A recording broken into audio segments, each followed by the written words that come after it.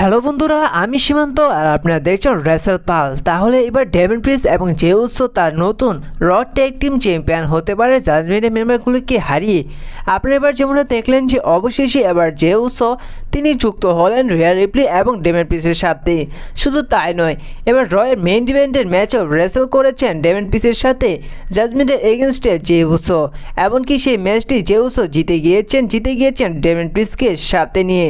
এখন অনেক নির্ভরযোগ্য সোর্সের পক্ষ থেকে জানা যাচ্ছে যে এবার যেহেতু জে উসো তিনি যুক্ত হয়েছেন ডেভিন প্রিন্স এবং রিয়া রিপ্লির সাথে, এমনকি অনেকদিন ধরেই জে উসো তিনি ট্যাগ টিম চ্যাম্পিয়ন হতে চাইছে। আর এরই কারণে এবার জে উসো এবং ডেভিন প্রিন্স তারা জাজমেন্টের মেম্বারগুলোকে চ্যালেঞ্জ করে দিতে পারেন র ট্যাগ টিম চ্যাম্পিয়নশিপের জন্য। এবং এদের ম্যাচটি দেখা যেতে পারে ব্যাড ব্লাড পেপার ভিউর আগের মানডে নাইট র, আর নয়তো ব্যাড ব্লাড পেপার ভিউর যে পরের মানডে নাইট র হতে যাচ্ছে সে জায়গায়, কিংবা ব্যাড ব্লাড পেপার ভিউর পরের পেপার ভিউ যা হতে যাচ্ছে সে জায়গায় দেখা যেতে পারে জাজমেন্টের মেম্বারগুলোর সাথে ডেভিন প্রিন্স এবং জে উসোর মধ্যে একটি র ট্যাগ টিম চ্যাম্পিয়নশিপের ম্যাচ।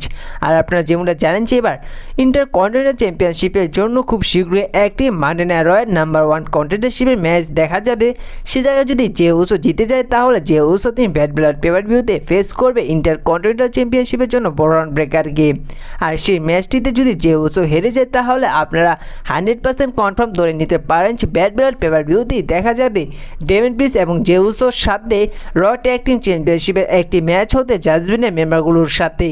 এবং সে জায়গায় ডেভিন প্রিন্স এবং জে উসো তারা হারিয়ে দিবে জাজমেন্টের মেম্বারগুলোকে, এবং সে জায়গায় দেখা যাবে নতুন র ট্যাগ টিম চ্যাম্পিয়ন হতে ডেভিন প্রিন্স এবং জে উসোকে।